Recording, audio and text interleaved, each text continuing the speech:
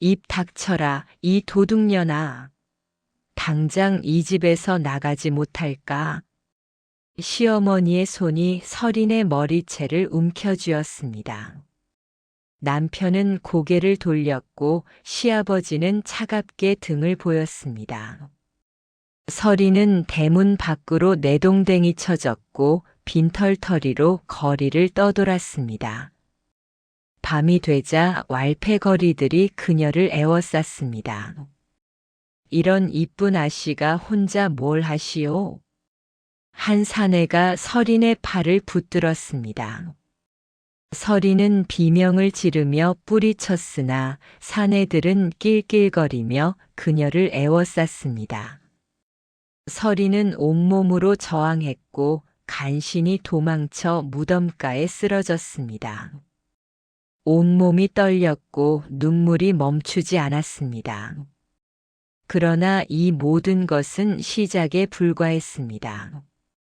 무시받고 쫓겨난 그 여인이 조선 최고의 발명가로 우뚝 서며 시댁을 완전히 무너뜨리게 될 줄은 아무도 몰랐습니다.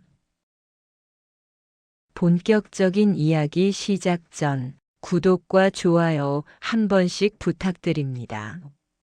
이야기가 끝난 후 댓글로 주인공 이름을 불러주세요. 댓글로 마음 전해주신 모든 분들께 평안과 복을 기원하며 주인공의 지혜와 따뜻한 마음을 나눠드리겠습니다. 자, 그럼 이야기 속으로 들어가 보겠습니다. 조선 후기 상업이 융성하며 거대한 상단들이 한양 곳곳에 자리를 잡아가던 무렵이었습니다. 양반가조차 체면보다 실리를 앞세우는 풍조가 번져가며 혼사를 치를 때도 신랑 신부의 인품보다 지참금과 친정의 재산부터 따지는 세태가 당연하게 여겨졌습니다. 전통적으로 여겨지던 신의와 예의는 점차 뒷전으로 밀려났고 돈과 권세가 사람의 가치를 매기는 저울이 되어갔습니다. 한양 남촌에 자리한 덕성상단은 그러한 시대 흐름을 가장 민감하게 따르는 집안이었습니다. 3대째 포목과 곡식을 다루며 제법 이름을 떨쳐온 이 상단의 주인 이한주는 아들 이재영의 혼처를 정할 때도 오로지 친정의 재산 목록만 꼼꼼히 따졌습니다. 그렇게 맞이한 며느리가 바로 서린이었습니다. 서린의 친정은 한때 남촌에서 손꼽히는 부유한 선비 집안이었습니다. 아버지는 약초에 정통했고 집안에는 귀한 서책과 골동품이 가득했으며 넓은 땅에서 거둬들이는 소출만으로도 넉넉히 살아갈 수 있었습니다. 시어머니 윤 씨는 혼례 전 서린의 친정을 둘러보며 흡족한 미소를 지었고 이한주는 이번 혼사가 상단에 큰 도움이 될 것이라 기대에 차 있었습니다. 그러나 서린이 시댁에 들어온 지 불과 반년 만에 친정은 갑작스러운 화재로 집과 재산을 모두 잃었습니다. 아버지는 충격으로 병을 얻어 세상을 떠났고 어머니와 오빠는 먼 친척집으로 뿔뿔이 흩어졌습니다. 서린은 하루아침에 의지할 곳 없는 처지가 되었고 시댁 식구들의 태도는 그날부터 싸늘하게 돌변했습니다. 윤 씨는 며느리를 볼 때마다 혀를 찼습니다. 쯧쯧, 저런 팔자를 들였으니 우리 집안에 무슨 애군이 끼칠지 모르겠구나. 시동생들은 대놓고 서린의 친정을 조롱했습니다. 형수님 친정이 불타버렸다지요? 거짓골이 되었다던데 참 딱하기도 하지요. 남편 이재형은 아내를 감싸기는커녕 어머니 눈치만 살피며 침묵으로 일관했습니다. 밤이면 서린의 등을 돌린 채 잠들었고 낮에는 밖으로만 돌아다니며 집에 들어오지 않았습니다. 설이는 그래도 참았습니다. 아침 일찍 일어나 시어머니의 수발을 들었고 상단 일꾼들의 아침 식사까지 챙겼습니다. 찬밥과 된장국으로 끼니를 때우면서도 시댁 식구들에게는 정성껏 차린 상을 올렸습니다. 설이는 자신의 처지를 알고는 어떻게든 집안에 도움이 되고자 노력했습니다. 어느 날 상단 주인인 시아버지 앞에서 조심스럽게 입을 열었습니다. 아버님, 요즘 포목값이 자꾸 오르는데 미리 목화를 많이 사두시는 게 어떨까 싶습니다. 제가 듣기로는 남쪽 지방에 비가 적게 와서 올해 목화 농사가 좋지 않다 하니 이한주는 며느리의 말을 끝까지 듣지도 않고 손을 내저었습니다. 어허, 아녀자가 무슨 바깥일에 참견인 것이냐. 그저 안에서 살림이나 잘 챙기거라. 윤 씨가 옆에서 거들었습니다. 시킨 일이나 잘할 것이지. 내가 자꾸 그러 염치 없이 행동하니 첫째가 밖으로만 겉도는 것이 아니더냐. 설이는 고개를 숙였습니다. 죄송합니다. 그러나 설인의 머릿속에는 끊임없이 아이디어가 떠올랐습니다. 상단 일꾼들이 무거운 짐을 나를 때 허리를 다치는 것을 보며 수레의 바퀴를 개량하면 어떨까 생각했습니다. 장마철마다 곡식 창고에 습기가 차는 것을 보며 바닥에 숯을 깔아 습기를 잡는 방법을 떠올렸습니다. 겨울철 얼어붙는 우물물 때문에 일꾼들이 고생하는 것을 보며 불을 피워 물을 데우는 장치를 구상했습니다. 하지만 그녀가 입을 열 때마다 돌아오는 것은 냉대와 핀잔뿐이었습니다. 남편 이재형은 점점 더 밖으로 돌기 시작했고 기생집을 드나드는 소문이 들려왔습니다. 윤 씨는 며느리를 보며 노골적으로 혀를 찼습니다. 아이 하나 못 낳는 여자가 무슨 소용이람. 우리 집안의 대를 끊을 셈이냐. 어느 날 밤 설이는 남편이 돌아오기를 기다리며 등잔불을 켜놓고 바느질을 하고 있었습니다. 문이 열리며 술 냄새를 풍기는 이재형이 들어섰습니다. 그는 아내를 힐끗 보더니 차갑게 말했습니다. 언제까지 이러고 있을 셈이요? 설이는 바늘을 든 손을 멈추고 남편을 바라보았습니다. 무슨 말씀이신지. 이재형은 비웃듯 코웃음을 쳤습니다. 아이도 못 낳고 친정 도움도 없고 그저 밥이나 축내는 주제에 언제까지 이 집에 붙어 있을 작정이요? 설인의 가슴이 철렁 내려앉았습니다. 남편의 눈빛에는 더 이상 애정이라고는 찾아볼 수 없었습니다. 그저 귀찮은 짐짝을 바라보는 차가운 시선뿐이었습니다. 설이는 떨리는 목소리로 물었습니다. 제가 무엇을 잘못했기에 그리 말씀하십니까?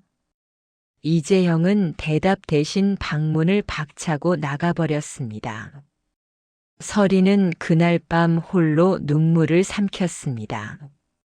창밖으로 달빛이 스며들었고 멀리서 개 짖는 소리가 들려왔습니다.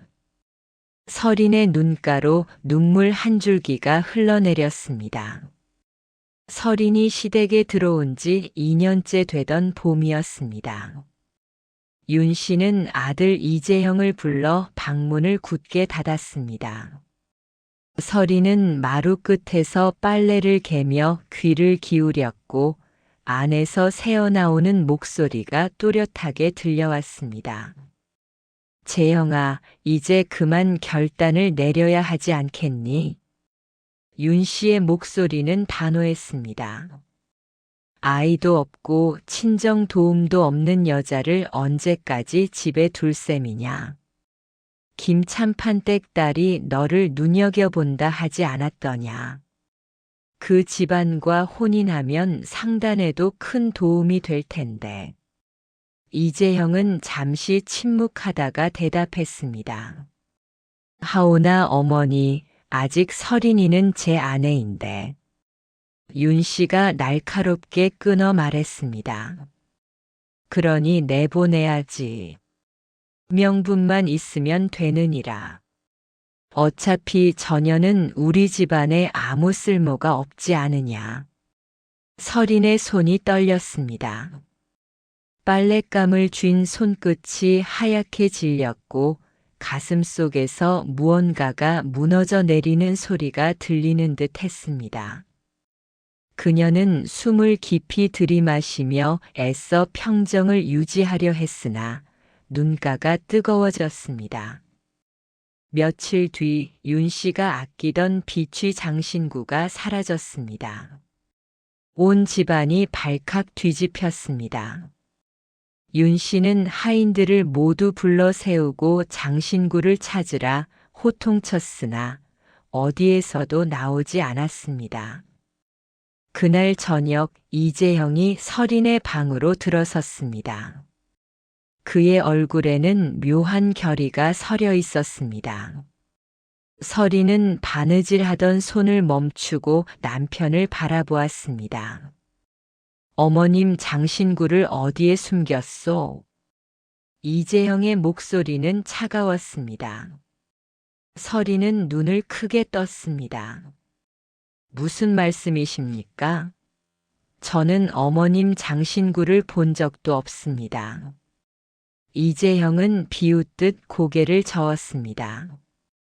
친정이 망해 돈이 궁하니 몰래 훔쳐 친정에 보내려 했겠지. 모두 알고 있어. 당신이 요즘 친정 쪽에 몰래 편지를 보낸다는 것을. 설이는 얼굴이 하얗게 질렸습니다. 그건 오빠가 병들었다는 소식을 듣고 안부를 묻는 편지였습니다. 제가 왜 장신구를 훔치겠습니까? 하지만 이재형은 듣지 않았습니다. 그는 설인의 방을 뒤지기 시작했고 이내 이불 속에서 비취 장신구를 꺼내 들었습니다. 설인은 입술이 파르르 떨렸습니다. 이건 제가 숨긴 게 아닙니다. 누가 일부러. 그러나 말을 끝까지 잇지 못했습니다. 윤 씨가 방문을 박차고 들어서며 소리쳤습니다. 역시 인연이 훔쳤구나. 내 어찌 이런 도둑년을 며느리로 뒀단 말이냐. 설이는 무릎을 꿇었습니다. 어머님 정말 제가 아닙니다. 누가 저에게 누명을 씌운 것입니다. 제발 믿어주십시오. 윤 씨는 설인의 머리채를 움켜쥐었습니다. 입 닥쳐라, 이 도둑년아. 당장 이 집에서 나가지 못할까?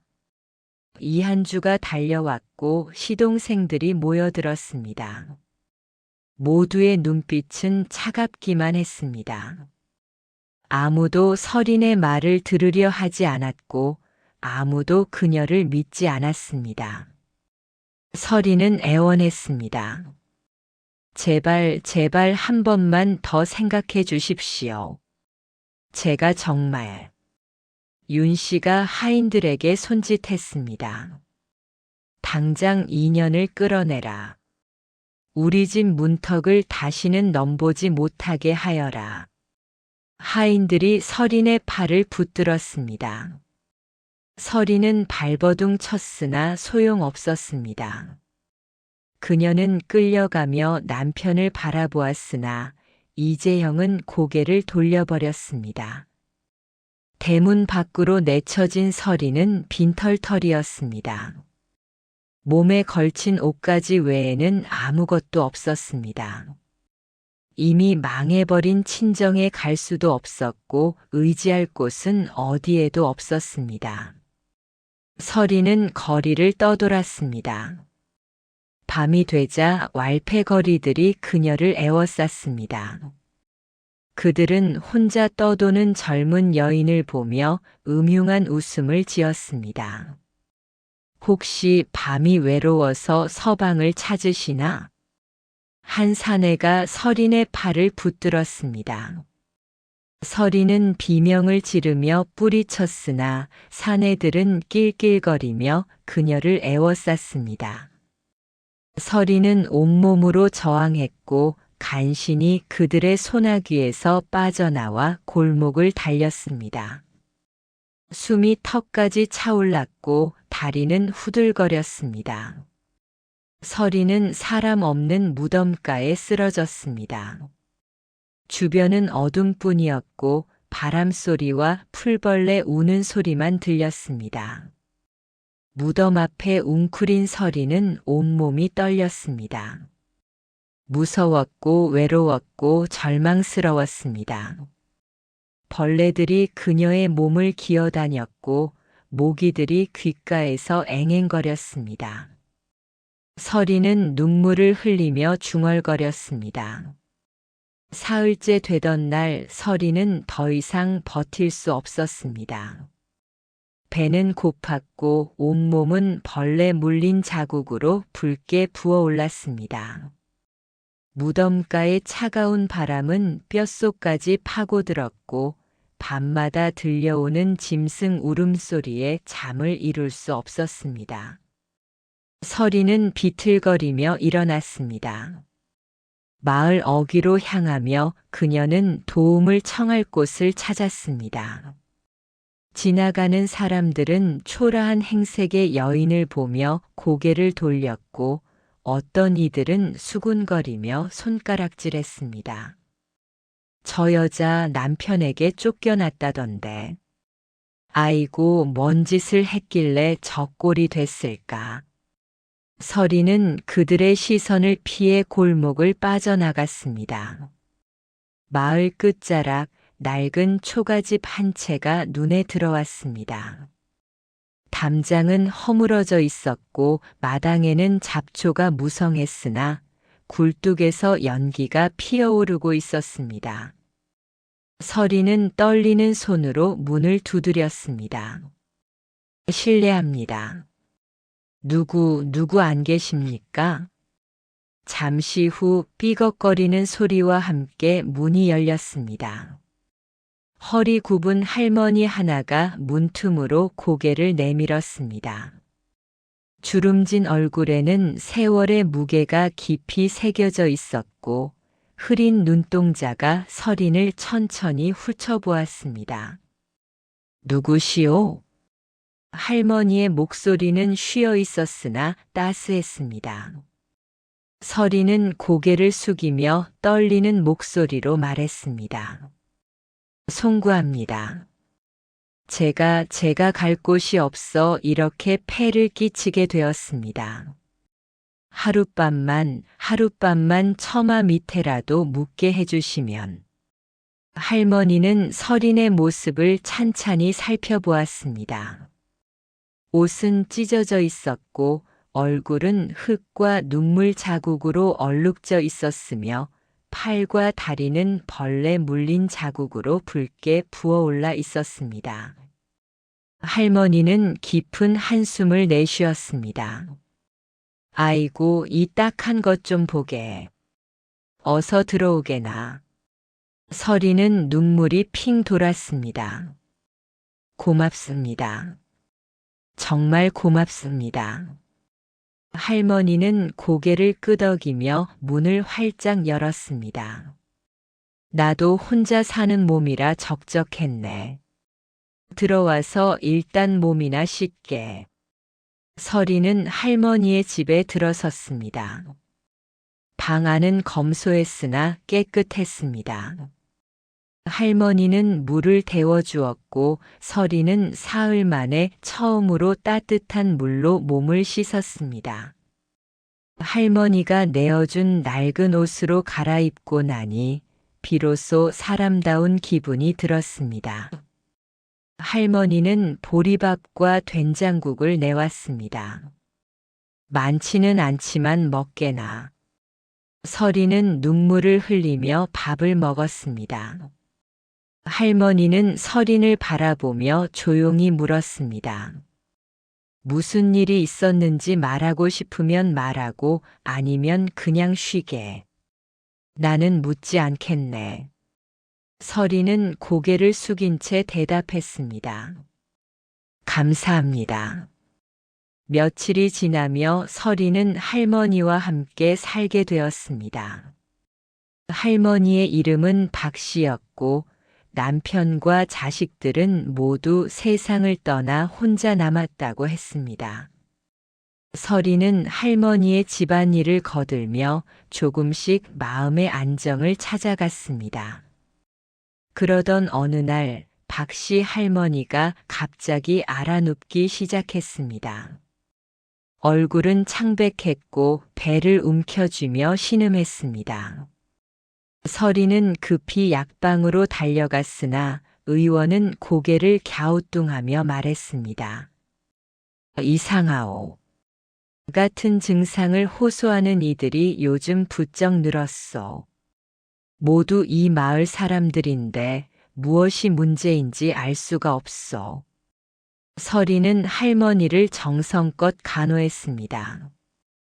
약을 다려 먹이고 따뜻한 물수건으로 이마를 닦아주었습니다. 며칠 뒤 할머니는 조금 나아졌으나 완전히 회복되지는 않았습니다. 서리는 할머니가 먹는 음식과 마시는 물을 유심히 관찰했습니다. 그러다 문득 우물물이 눈에 들어왔습니다.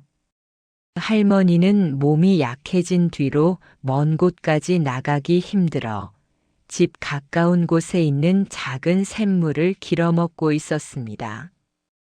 서리는 샘가로 갔습니다. 물을 떠서 코를 가까이 대자 희미하게 불쾌한 냄새가 났습니다. 물은 겉보기에는 맑아 보였으나 자세히 들여다보니 미세한 흙탕물이 섞여 있었습니다. 서리는 어린 시절을 떠올렸습니다.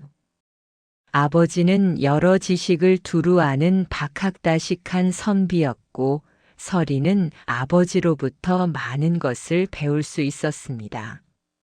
아버지는 말했었습니다. 물이 깨끗하지 않으면 사람이 병든다. 물을 정화하는 법을 아는 것이 목숨을 구하는 일이니라.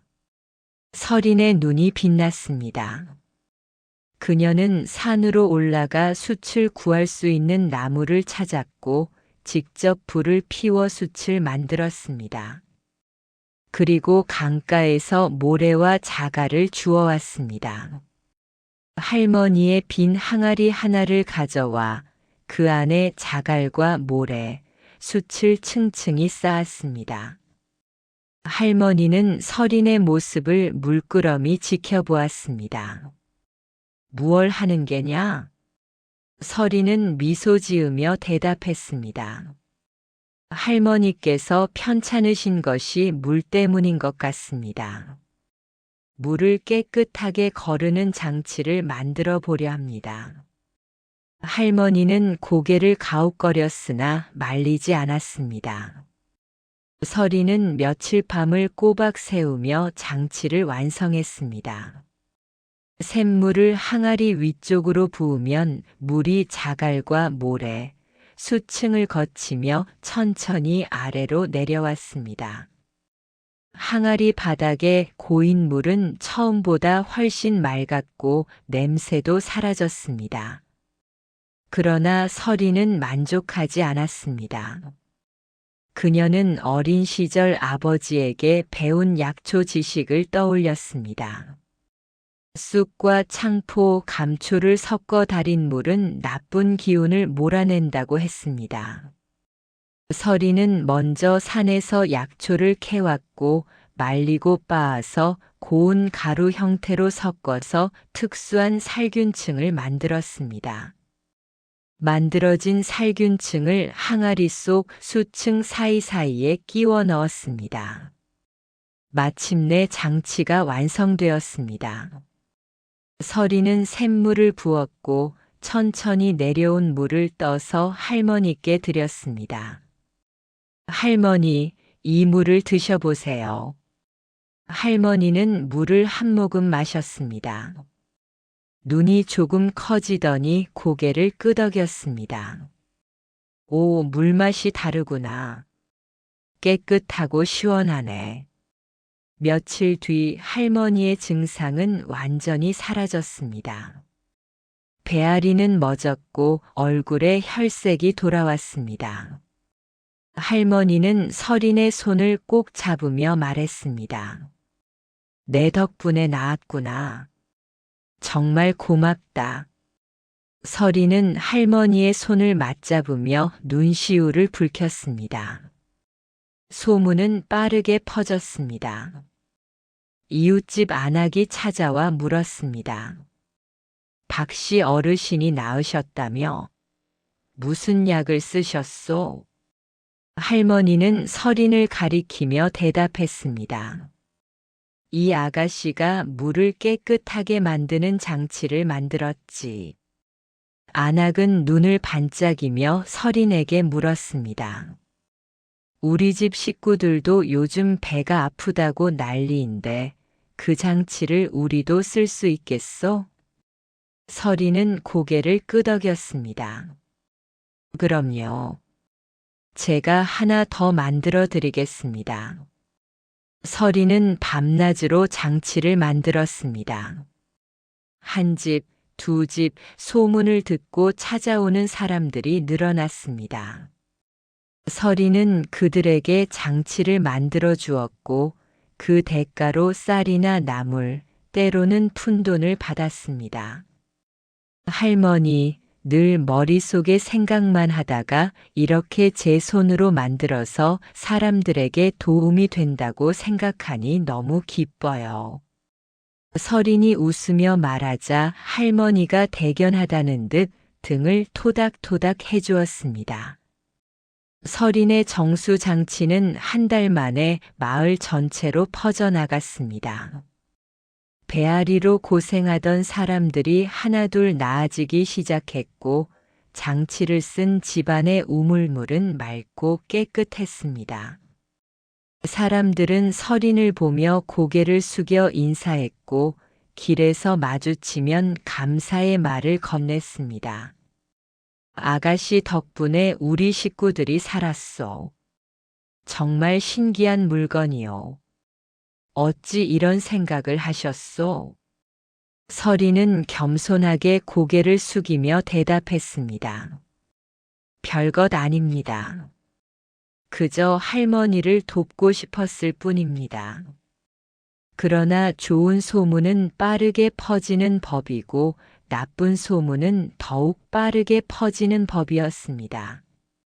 덕성상단에도 그 소문이 들어갔습니다.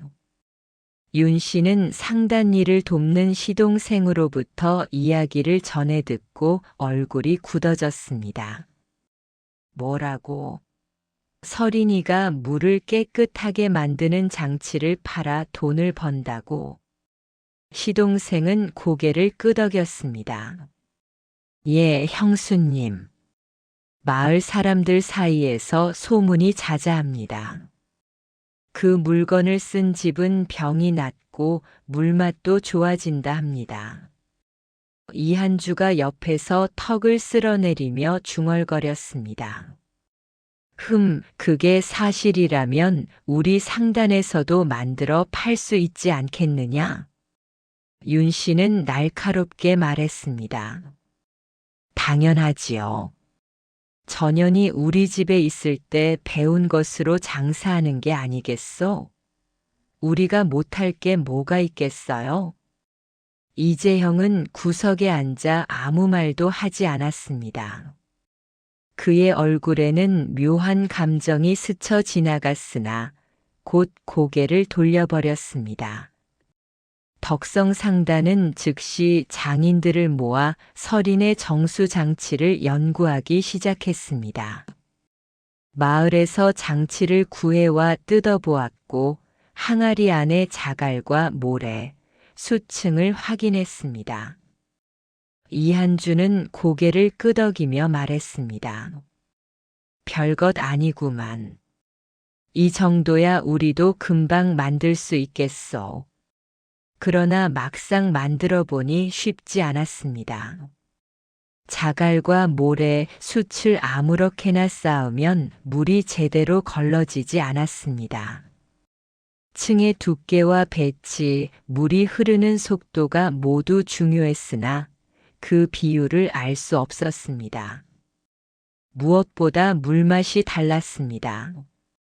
설인이 만든 장치를 거친 물은 맑고 시원했으나 덕성상단에서 만든 물은 여전히 비린내가 났습니다. 장인들은 고개를 가웃거렸습니다. 이상합니다.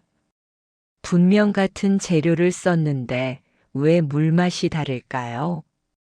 이한주는 화를 냈습니다. 쓸데없는 소리 말고 빨리 똑같이 만들어내시오. 한 달이 지나도 성공하지 못했습니다. 그 사이 설인의 정수장치는 이웃 마을까지 소문이 퍼졌고 주문이 밀려들기 시작했습니다. 설인은 밤낮으로 장치를 만들었고 할머니는 그녀를 도왔습니다. 윤 씨는 초조해졌습니다. 어느 날 저녁 그녀는 아들 이재형을 불렀습니다. 재형아, 내가 직접 가서 설인이를 데려와라. 이재형은 눈을 들어 어머니를 바라보았습니다. 어머니, 그게 무슨... 윤 씨는 단호하게 말을 끊었습니다. 전현이 만드는 방법을 알아내야 한다. 내가 가서 회유하든 협박하든 해서 비법을 알아내거라. 이재형은 잠시 망설이다가 고개를 끄덕였습니다. 다음 날 이재형은 박씨 할머니의 집을 찾아갔습니다. 마당에서 장치를 만들고 있던 설이는 전 남편의 모습을 보고 손을 멈췄습니다. 그녀의 눈빛은 차가웠습니다. 이재형은 어색하게 웃으며 다가왔습니다. 설인이 오랜만이요. 설인은 대답하지 않고 차갑게 그를 바라보기만 했습니다. 이재형은 목을 가다듬으며 말을 이었습니다. 그 물건 제법 소문이 났더군. 어떻게 만드는 것이요? 설인은 날선 목소리로 대답했습니다. 그것이 당신과 무슨 상관입니까? 이재형의 얼굴이 굳어졌습니다. 우리 상단에서도 같은 것을 만들려 하는데 잘 안 돼요. 내가 좀 알려주면. 설이는 비웃듯 코웃음을 쳤습니다. 제가 왜 당신네 상단을 도와야 합니까? 저를 도둑으로 몰아 내쫓은 집안을. 이재형의 얼굴이 붉어졌습니다. 그건 어머니께서. 그때 할머니가 방에서 나왔습니다. 할머니는 이재형을 노려보며 날카롭게 말했습니다. 당장 돌아가시오. 이 아이에게 더 이상 상처 주지 말고. 이재형은 할머니를 보며 말했습니다. 할멈, 이것은 우리 부부간에.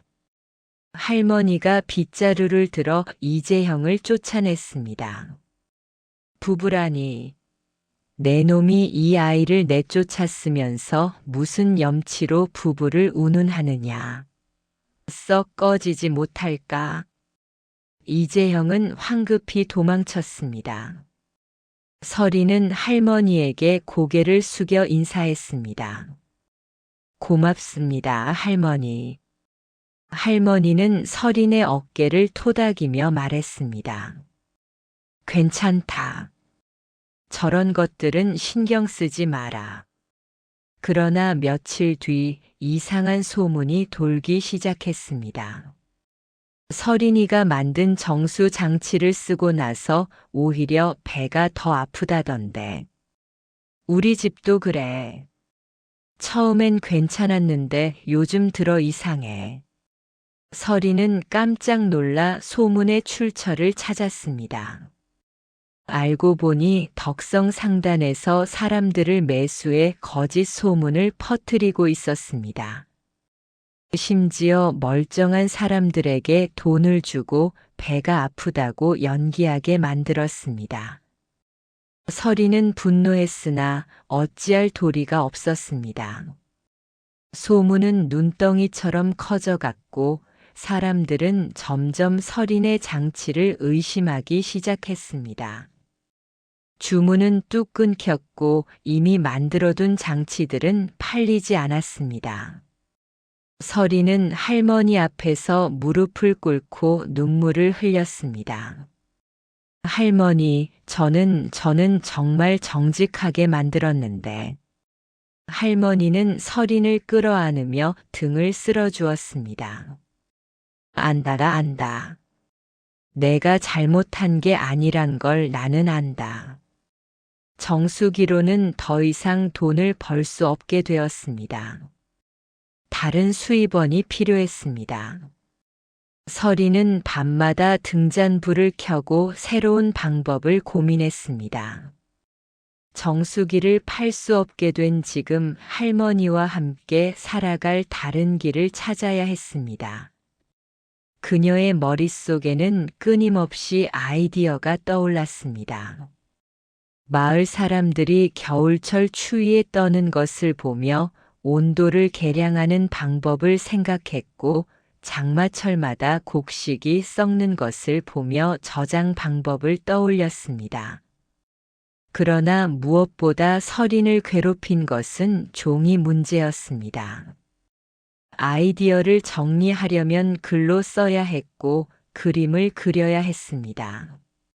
하지만 한 번 쓴 종이는 다시 쓸 수 없었고 귀한 종이를 구하는 데에는 돈이 들었습니다. 서린은 같은 내용을 몇 번이고 고치다 보면 종이 한 뭉치가 순식간에 사라졌습니다. 어느 날 밤 서린은 촛불 아래에서 종이 위에 글을 쓰다가 잘못 쓴 부분을 지우려 했습니다.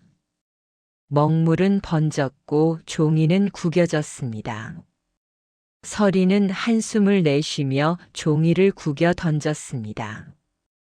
쓰고 지우고 이렇게 종이만 낭비하다가는 문득 서린의 손이 멈췄습니다. 그녀는 천천히 고개를 들었습니다. 쓰고 지울 수 있는 것, 여러 번 반복해서 사용할 수 있는 것. 그런 것이 있다면 얼마나 좋을까. 서린은 눈을 반짝이며 일어났습니다. 다음 날 아침 서린은 마을 목수를 찾아갔습니다. 나무판을 하나 만들어 주실 수 있습니까? 이만한 크기로 표면을 아주 매끄럽게 다듬어 주십시오. 목수는 고개를 갸우뚱했으나 서린의 부탁을 들어주었습니다. 나무판을 받아온 서린은 석회를 구하러 다녔습니다. 하지만 석회만으로는 오래 쓰면 갈라지고 색도 누렇게 떠서 글씨가 잘 보이지 않았습니다. 서린은 산으로 올라가 온나무 진액을 채취하고 들국화 꽃잎을 삶았습니다. 석회를 물에 개어 걸쭉한 반죽을 만든 뒤 온나무 진액과 들국화 물을 조금씩 섞어 넣었습니다. 반죽은 순백색으로 변했고 표면은 단단해졌습니다. 이 비법 반죽을 나무판 표면에 얇고 고르게 발랐습니다. 할머니는 서린의 모습을 지켜보며 물었습니다. 그게 뭐 하는 것이냐? 서린은 미소 지으며 대답했습니다. 글을 쓰고 지울 수 있는 판을 만들고 있습니다. 비법 반죽이 마른 뒤 서리는 숯을 가루내어 물에 개었습니다. 그리고 붓으로 흰 판 위에 글씨를 써보았습니다. 검은 글씨가 또렷하게 나타났습니다. 서리는 젖은 천으로 글씨를 닦아냈고 글씨는 깨끗이 지워졌습니다. 서린의 얼굴에 환한 미소가 번졌습니다. 됐어요, 할머니. 이제 종이 걱정 없이 글을 쓰고 지울 수 있어요. 할머니는 신기한 듯 판을 들여다보았습니다. 오, 정말 지워지는구나. 어찌 이런 재주가 넘쳐나는 것이냐. 서리는 이걸 끝없이 쓰는 판이라 하여 무진서판이라고 불렀습니다. 그날부터 무진서판을 여러 개 만들었습니다. 서리는 마을 훈장에게 먼저 하나를 선물했습니다. 훈장은 처음에는 의아해했으나 직접 써보고는 크게 놀랐습니다. 이거 정말 대단하구려. 아이들을 가르칠 때 이것만 있으면 종이를 아낄 수 있겠소. 소문은 다시 퍼지기 시작했습니다. 이번에는 서당과 글방에서 먼저 관심을 보였습니다. 훈장들이 찾아와 무진서판을 구입했고 장사치들도 물건 목록을 적는데 유용하다며 주문했습니다. 그러던 어느 날 한 상단 주인이 서린의 집을 찾아왔습니다. 그는 50줄의 당당한 풍채를 지닌 남자였고 옷차림은 검소했으나 눈빛만큼은 날카로웠습니다. 소인은 해동 상단을 운영하는 장무길이라 하오. 서린은 공손히 인사했습니다. 무슨 일로 오셨습니까?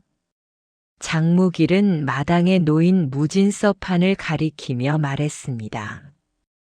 이것을 만든 사람이 당신이요? 서리는 고개를 끄덕였습니다. 그렇습니다.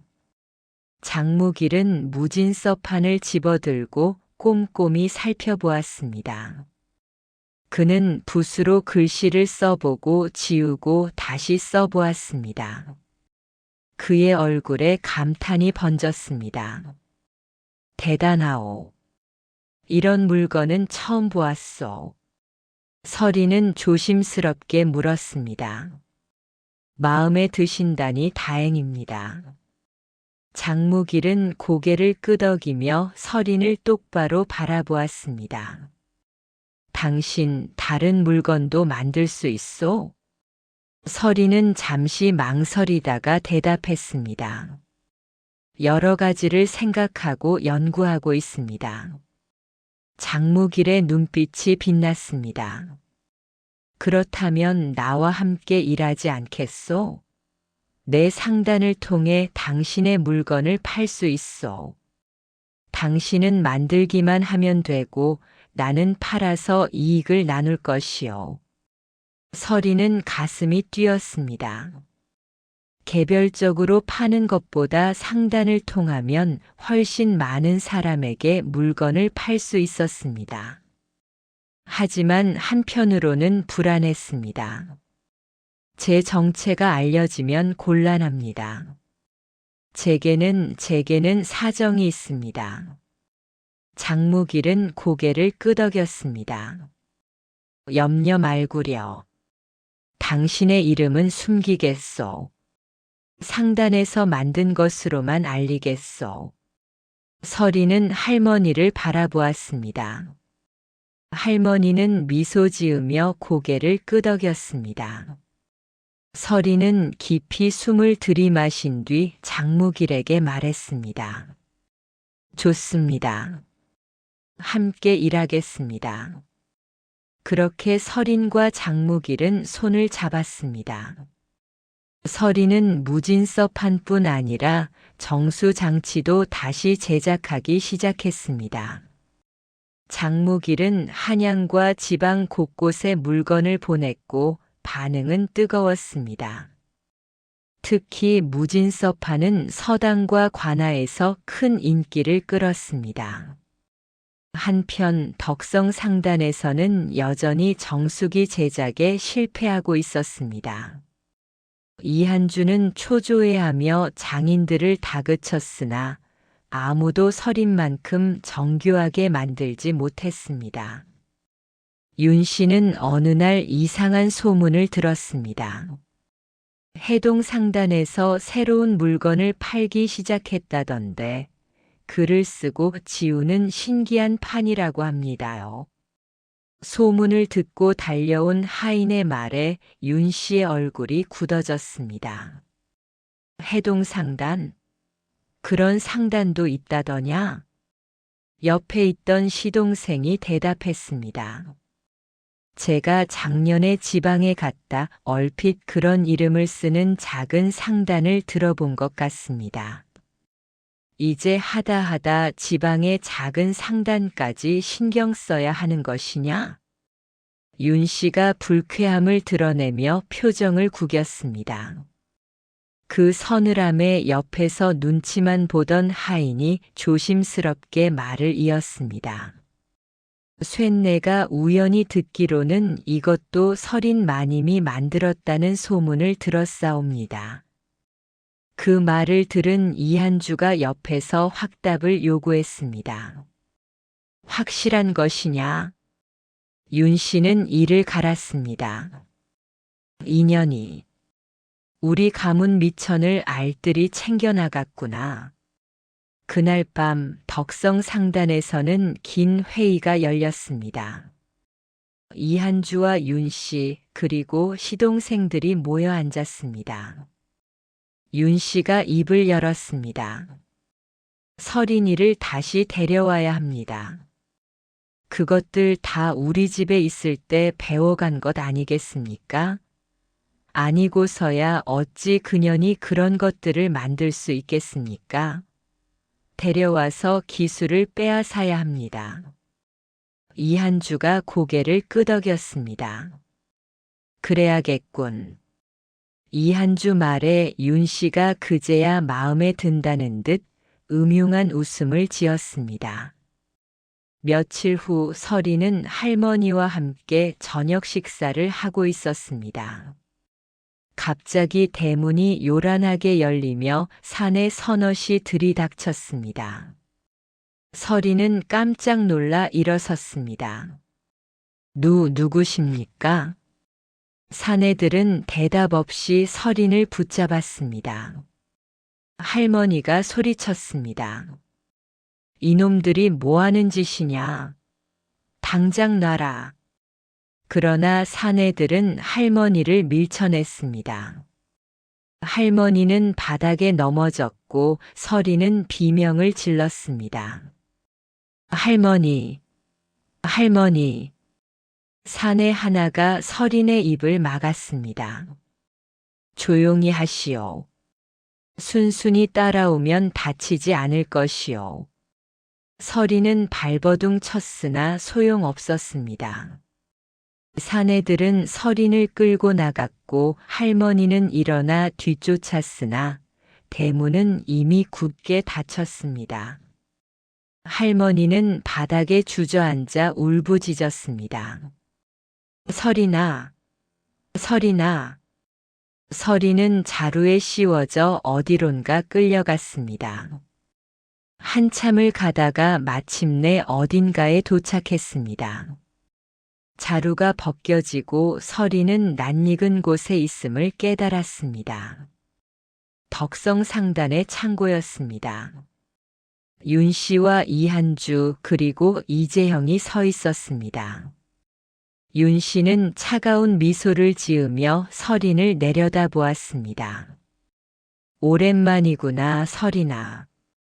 설인은 이를 악물었습니다. 왜 이러시는 겁니까? 윤 씨가 다가와 설인의 턱을 움켜쥐었습니다.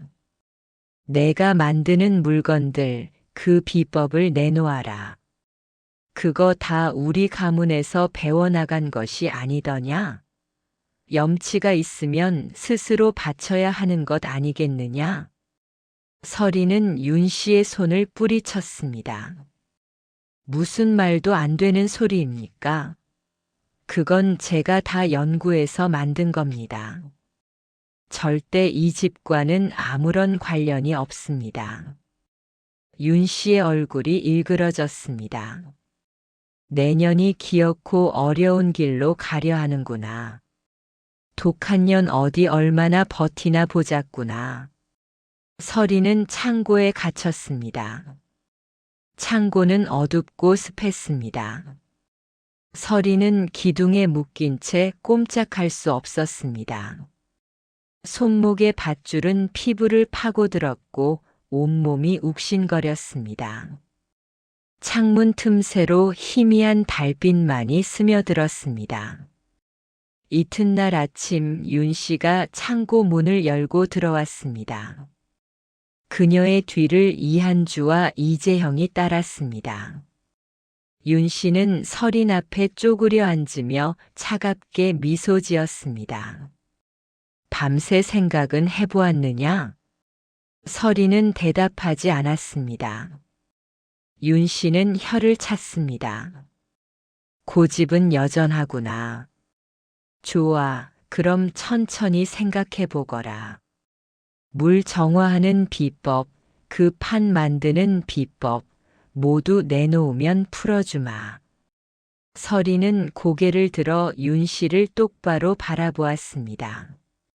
제가 시댁에 있을 때는 아녀자가 무슨 바깥일에 참견이냐 하시더니 이제 와서 비법을 달라 하십니까?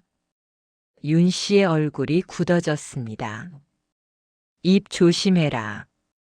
내가 지금 어떤 처지인지 모르느냐? 서리는 비웃었습니다. 제 처지는 잘 압니다. 하오나 당신 내 처지도 잘 보입니다. 제 기술 없이는 아무것도 못 만드신다는 건 말입니다. 이한주가 앞으로 나서며 말했습니다. 건방지구나. 내가 만든 물건쯤이야 우리도 얼마든지. 서린이 말을 끊었습니다. 그렇다면 왜 아직도 정수기 하나 제대로 못 만드십니까? 석 달이 넘도록 연구하셨다면서요. 이한주의 얼굴이 붉어졌습니다. 윤 씨는 서린의 뺨을 때렸습니다. 찰싹. 서린의 고개가 옆으로 꺾였고 입가에 피가 맺혔습니다. 내가 알려주지 않으면 여기서 썩을 것이다. 아무도 내가 어디 있는지 모른다. 서리는 천천히 고개를 돌려 윤 씨를 바라보았습니다. 그녀의 눈빛에는 두려움 대신 냉정함이 담겨 있었습니다. 저를 아무리 가둬두어도 소용없습니다. 제가 사라지면 해동 상단에서 알아챌 것입니다. 윤 씨는 비웃었습니다. 해동 상단? 그깟 작은 상단이 우리와 맞서겠느냐? 서리는 입가에 미소를 지었습니다. 해동 상단 주인께서는 저보다 훨씬 영리하신 분입니다. 이미 제가 돌아오지 않을 것을 대비해 두셨을 겁니다. 윤 씨의 눈빛이 흔들렸습니다. 그날 저녁 윤 씨는 다시 왔습니다. 이번에는 음식을 들고 왔습니다. 밥과 국 그리고 반찬이 담긴 소반이었습니다. 먹어라.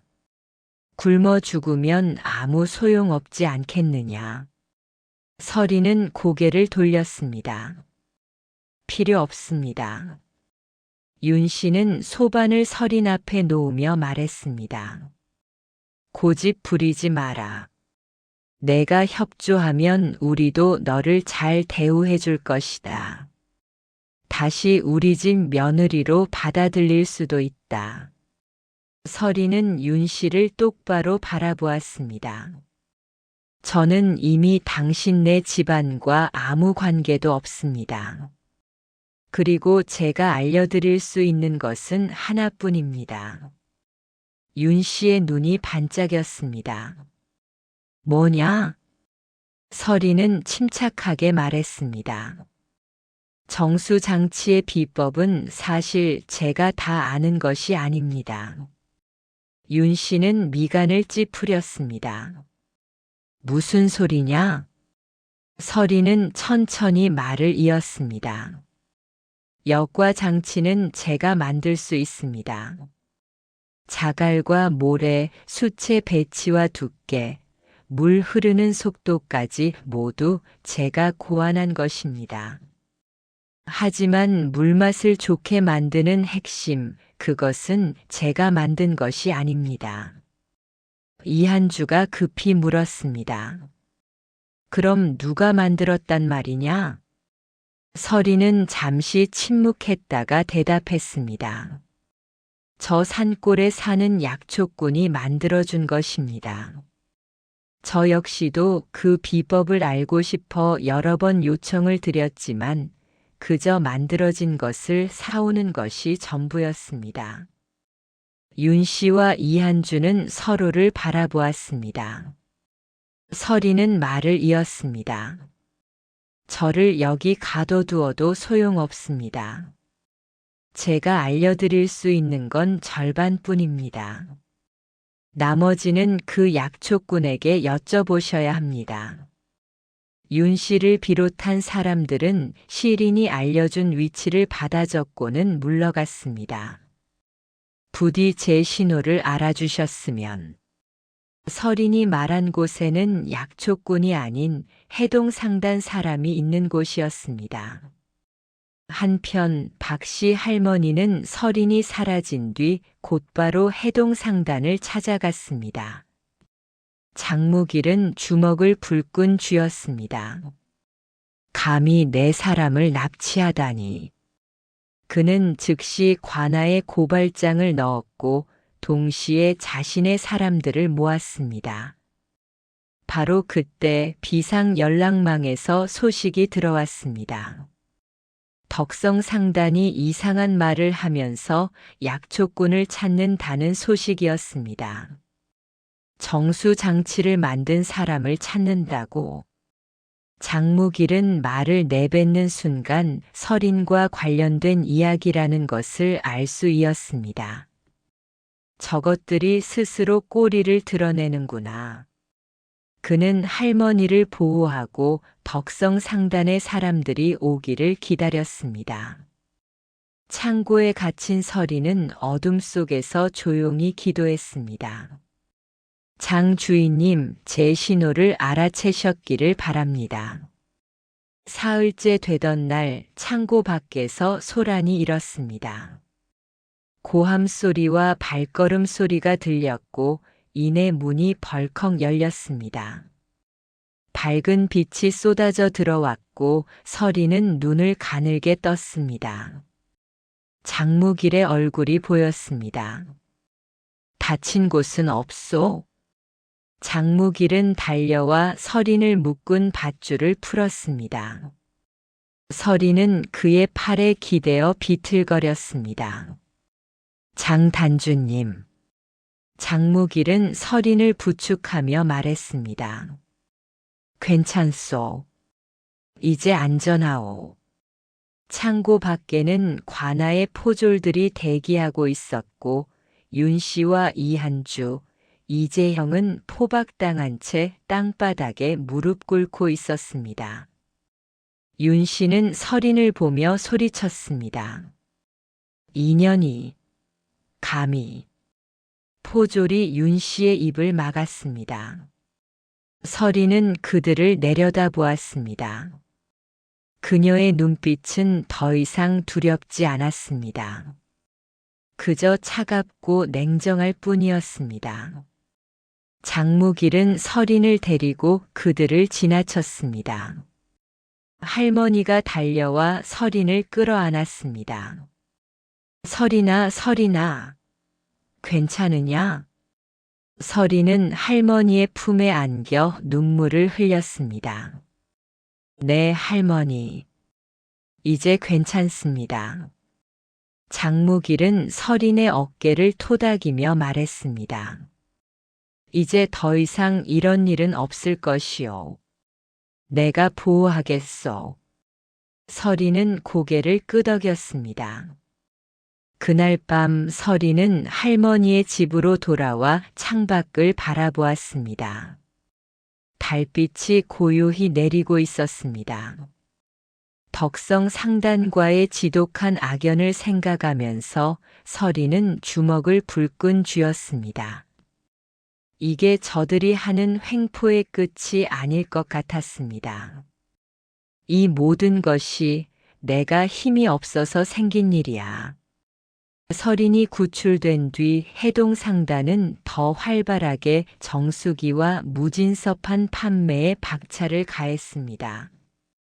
장무길은 서린의 안전을 위해 그녀를 상단 안채에 머물게 했고 하인들을 배치해 보호했습니다. 서린은 안전한 환경에서 마음껏 발명에 몰두할 수 있었습니다. 정수기와 무진서판은 한양 전역으로 퍼져나갔습니다.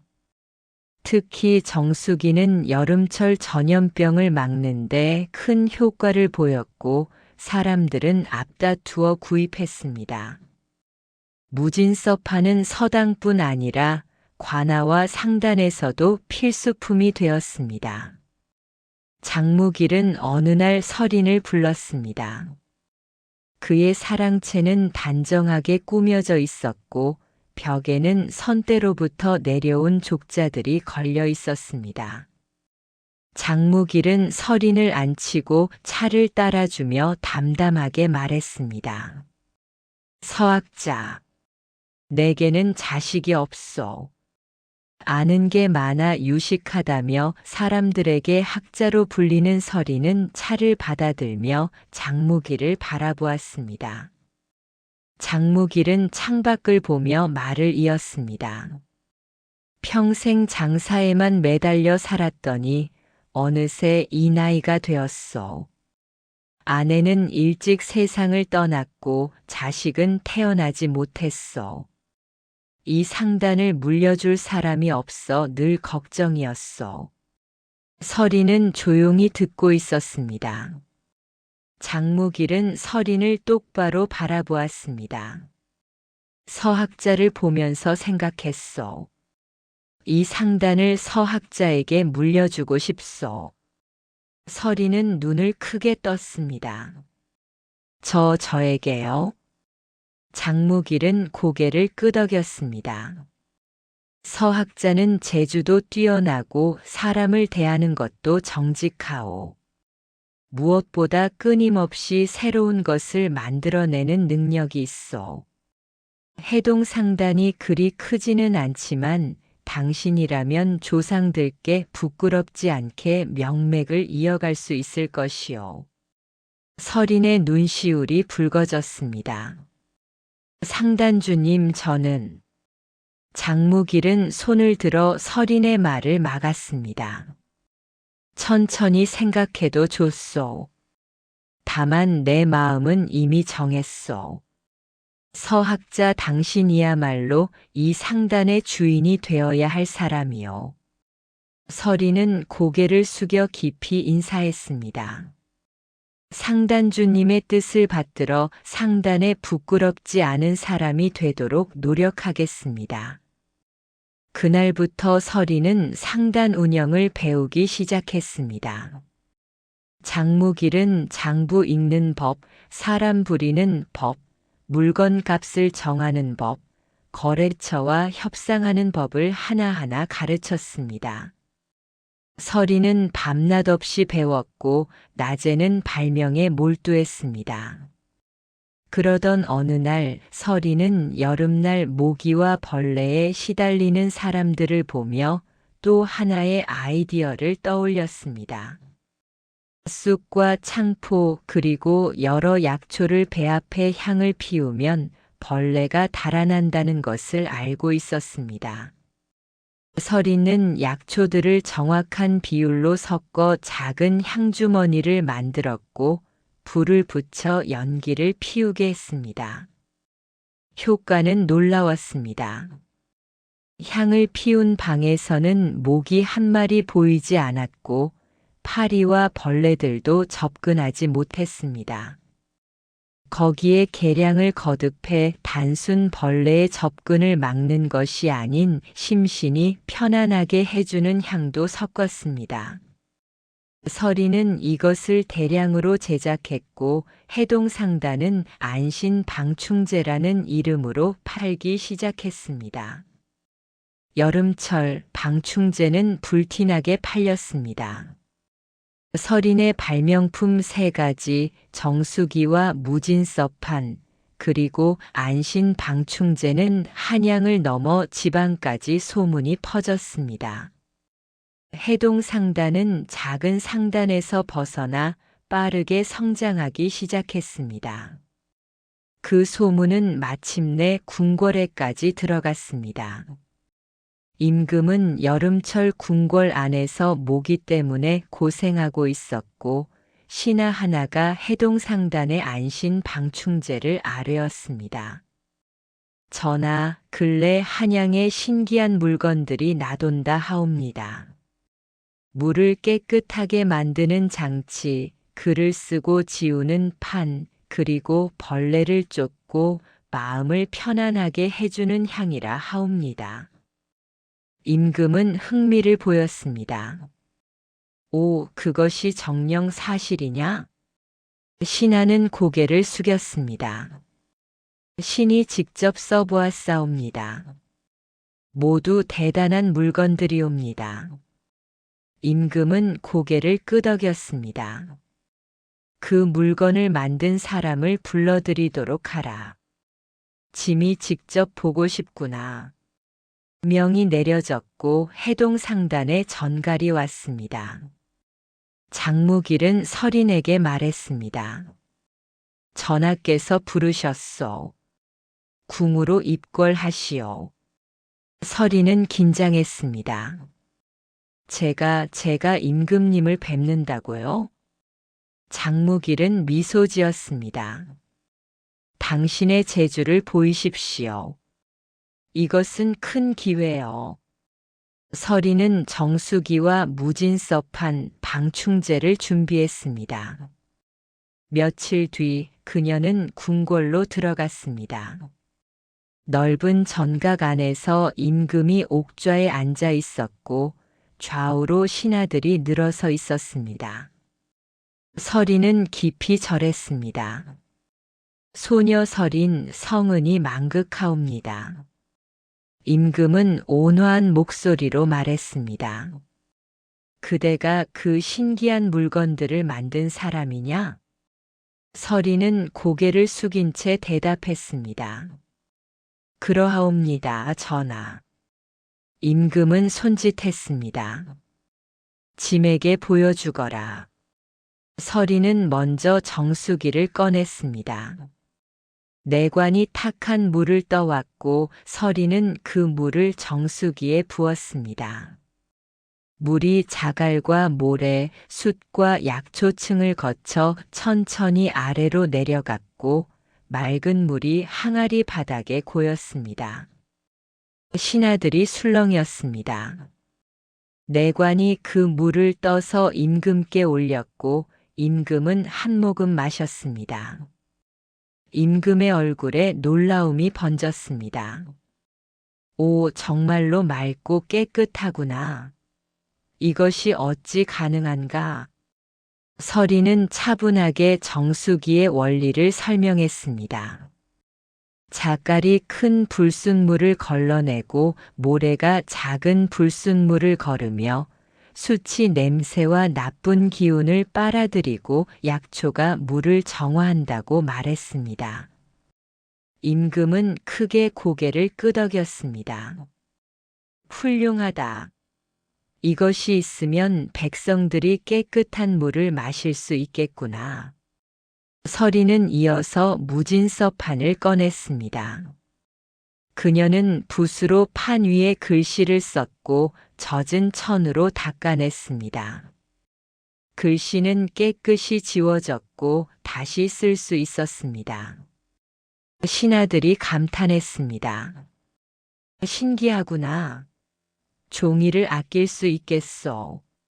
서당에서 쓰면 아이들 가르치기에 좋겠구려. 임금은 직접 붓을 들어 글씨를 써보았습니다. 그는 만족스러운 미소를 지으며 말했습니다. 이것도 참으로 유용하구나. 마지막으로 서리는 안신 방충제를 꺼냈습니다. 작은 향주머니에 불을 붙이자 은은한 향이 퍼졌습니다. 창문을 열어두었는데도 모기 한 마리 들어오지 않았고 파리들도 멀찌감치 달아났습니다. 임금은 크게 웃었습니다. 하하, 이것은 정녕 신묘하구나. 여름철 짐을 괴롭히던 모기들을 이제 걱정하지 않아도 되겠구나. 임금은 서린을 치켜 세우며 말했습니다. 그대의 재주는 실로 하늘이 내린 것이로다. 짐이 그대에게 상을 내리겠노라. 서린은 고개를 숙였습니다. 황송하옵니다, 전하. 임금은 신하들을 돌아보며 말했습니다. 조정에서 이 물건들을 우선적으로 공급받도록 하라. 그리고 이 여인의 상단을 보호하도록 하라. 신하들이 일제히 절했습니다. 성은이 망극하옵니다. 서린이 궁궐에서 돌아온 그날 밤 한양은 그녀의 이야기로 들끓었습니다. 임금께서 직접 치하하셨다는 소문, 조정에서 우선 납품을 받기로 했다는 소문, 그리고 그 물건들을 만든 사람이 여인이라는 사실까지 모두 퍼져나갔습니다. 해동 상단에는 주문이 폭주했습니다. 관아에서 양반가에서 상단에서 심지어 궁궐에서까지 물건을 보내달라는 요청이 쇄도했습니다. 장무길은 기뻐하며 서린에게 말했습니다. 이제 우리 상단은 한양 최고의 상단이 될 것이오. 그러나 서린의 표정은 밝지 않았습니다.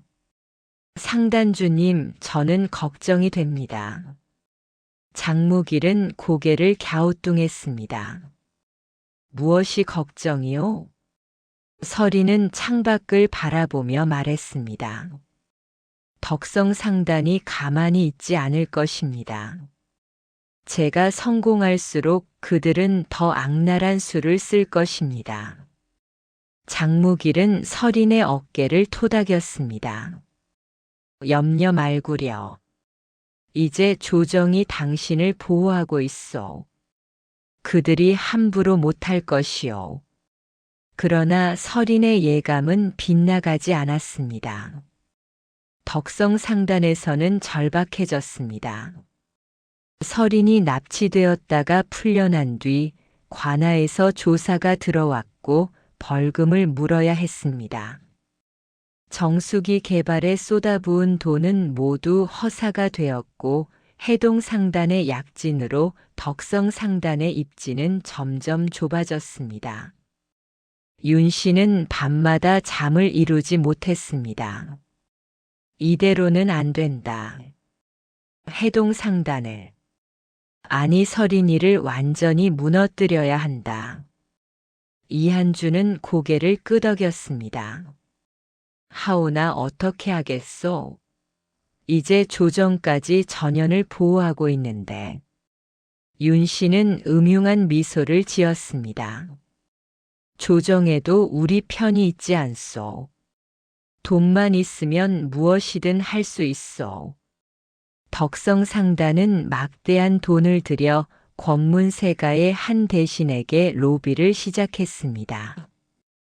그 대신의 이름은 민상국이었고 그는 탐욕스럽기로 유명했습니다. 윤 씨는 민상국에게 금은 보화를 바치며 말했습니다. 대감마님, 해동 상단이 불법으로 물건을 만들어 백성을 현혹하고 있사옵니다. 부디 조정에서 조사해 주시옵소서. 민상국은 뇌물을 받아들이며 고개를 끄덕였습니다. 허허, 그것이 사실이라면 당연히 조사해야지. 네, 알아보도록 하겠네. 며칠 뒤 조정회의에서 민상국이 입을 열었습니다. 전하, 근래 해동상단이라는 곳에서 괴상한 물건들을 팔아 백성들을 현혹한다 하옵니다. 신이 듣기로는 그 물건들이 요사스러운 술법으로 만들어진 것이라 하옵니다. 다른 신하들이 웅성거렸습니다. 임금은 미간을 찌푸렸습니다. 요사스러운 술법이라니 그것이 무슨 소리냐? 짐이 직접 보았는데 모두 정당한 물건들이었느니라. 민상국은 고개를 숙이며 말했습니다.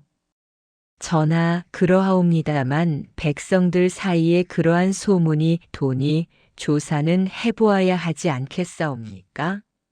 만에 하나 문제가 있다면 조정의 위신에도 해가 될 것이옵니다. 임금은 잠시 생각하다가 고개를 끄덕였습니다. 그렇다면 조사해 보도록 하라. 하나 공정하게 하도록 하라. 민상국은 속으로 미소 지었습니다. 그날 저녁 관아의 포졸들이 해동상단으로 들이닥쳤습니다. 그들은 서린을 끌어내려 했고 장무길이 막아섰습니다. 무슨 일이오? 무엇 때문에 우리 상단에 들이닥치는 것이오? 포졸 우두머리가 문서를 내밀었습니다. 조정의 명령이오. 서린을 조사해야 하오.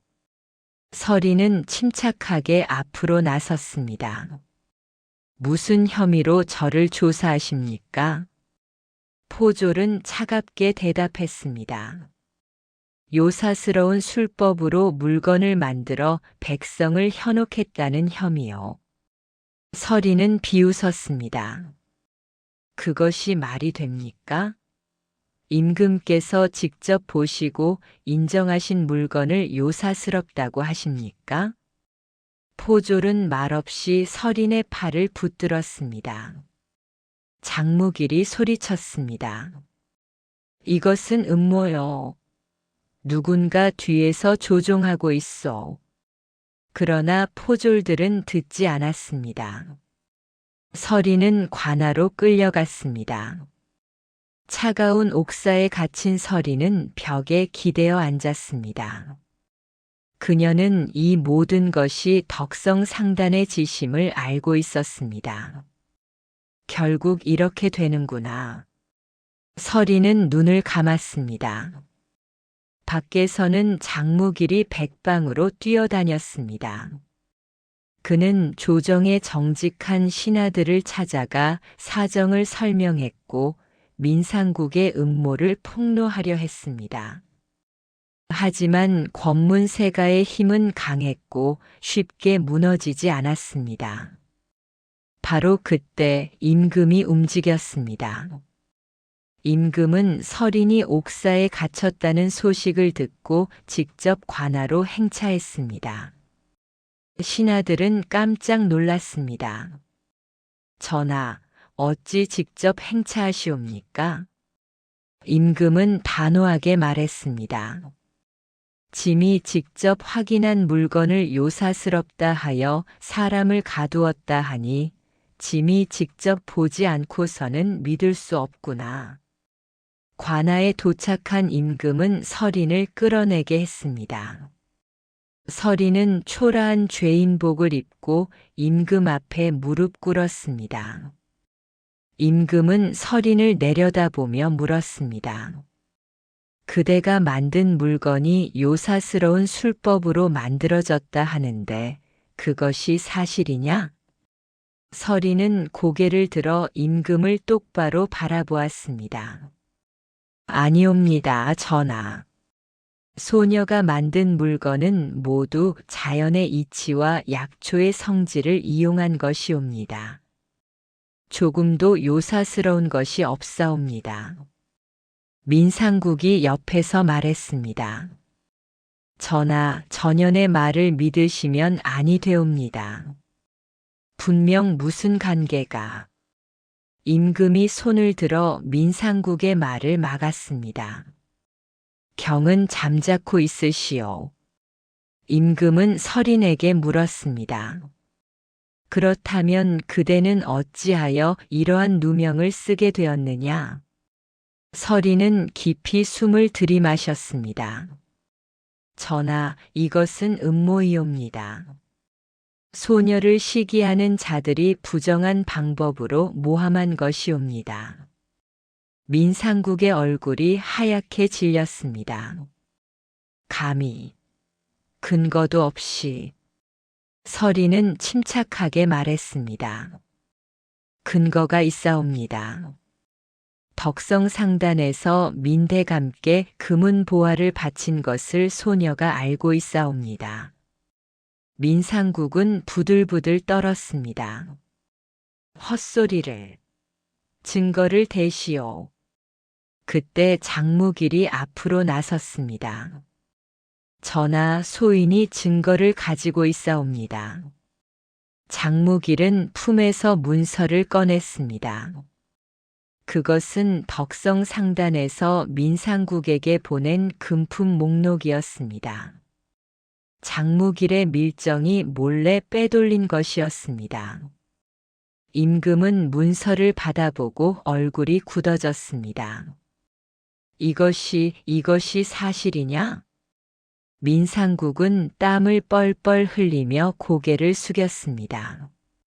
임금은 노기를 띤 얼굴로 소리쳤습니다.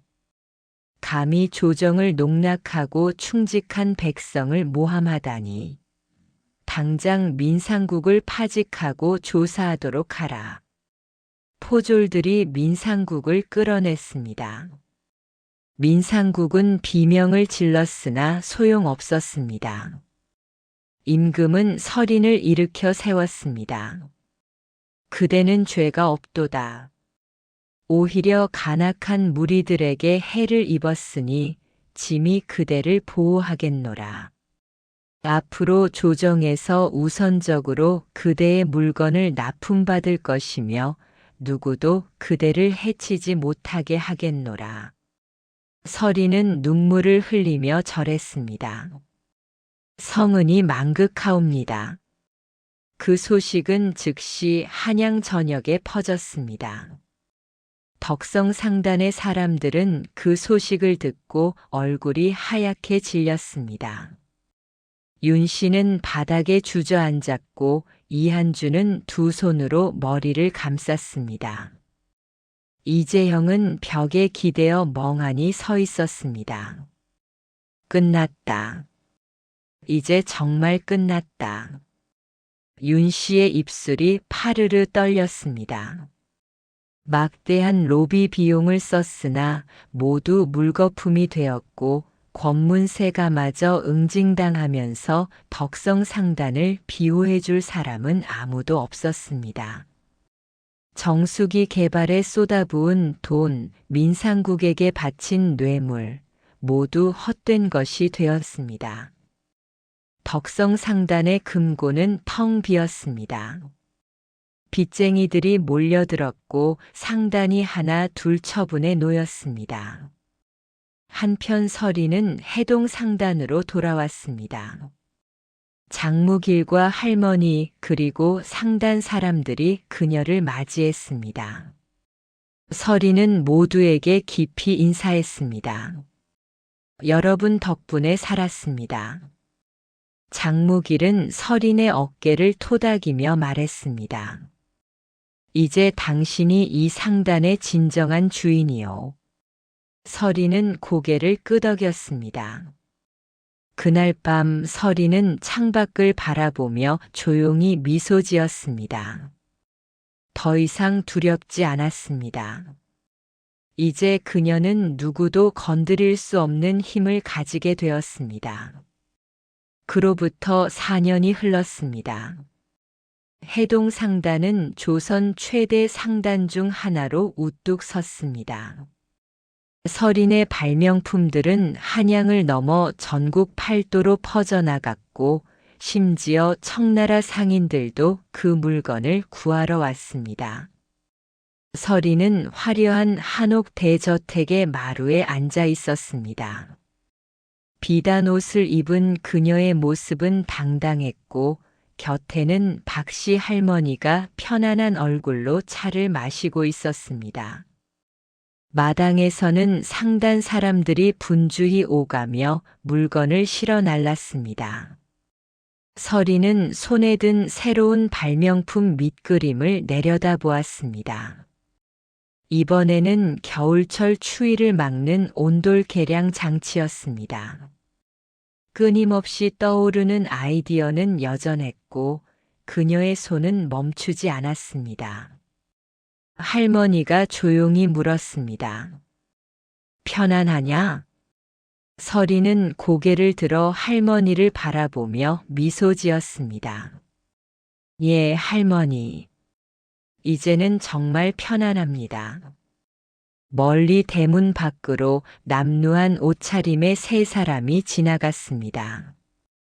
윤 씨와 이한주 그리고 이재형이었습니다.